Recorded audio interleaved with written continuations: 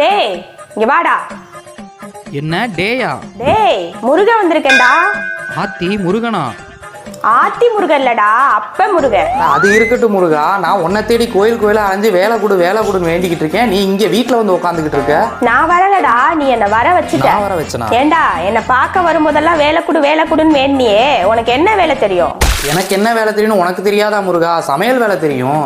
சரி, போன மாசம் என்ன பார்க்க வந்தல்ல, அங்க என்ன நடந்துச்சு கொஞ்சம் சொல்லு. அதுவா முருகா, உன்னை பார்த்துட்டு இப்படி திரும்பினேன். அன்னதானத்துக்கு சமைக்கணும்னு ஒருத்தர் கூப்பிட்டாரு, 100 பேத்துக்கு. காசு வாங்கினியா? இல்லையே முருகா. ஏன்டா காசு வாங்கல? ஏன் முருகா, அன்னதானத்துக்கு சமைக்கிறதுக்கு போய் காசு வாங்கலாமா? தப்பு இல்லையா முருகா? போன செவ்வாய்க்கிழமை வந்தியே, அப்ப என்ன நடந்துச்சு? அன்னைக்கு ஐயப்ப சாமிங்களுக்கு 300 பேத்துக்கு சமைக்கணும்னு சொன்னாங்க முருகா. சமைச்சு கொடுத்துட்டேன் முருகா.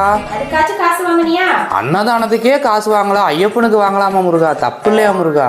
சரி விடு. இன்னைக்கு என்ன பார்க்க வந்தியே, இன்னைக்கு என்ன நடந்துச்சு?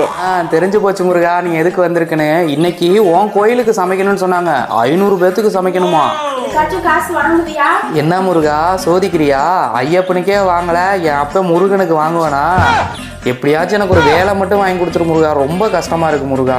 ஏய், என்னை டென்ஷன் பண்ணாதீங்கடா. முதல்ல செய்யற வேலைக்கு கூலி வாங்குடா. உன்கிட்ட நிறைய இருந்துச்சுன்னா 4 ஏழைக்கு உதவி பண்ணுடா. அங்கதான்டா உன் அப்ப முருகன் இருக்கேன். நான் பழனி மலைக்கே போறேன்டா.